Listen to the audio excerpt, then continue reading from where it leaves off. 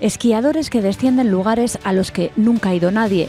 Espeleólogos que bucean tubos lábicos en una de las prácticas deportivas más peligrosas del mundo.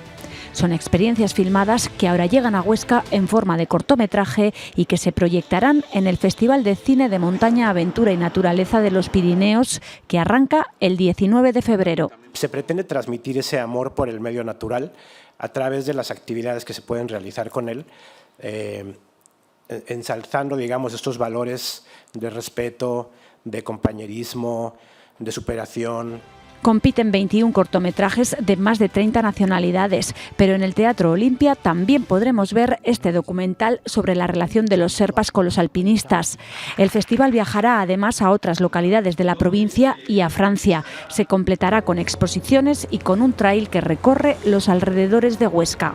Primero subirán por lo que es el Camino Viejo de Fornillos, a la cresta, a la senda del Saso de Monte Aragón, darán la vuelta al castillo. Y como icono del montañismo, el festival homenajea a Ángel López, más conocido como El Cintero. Él forma parte de una década en la que la escalada aragonesa, especialmente en Riglos, fue referente a nivel nacional.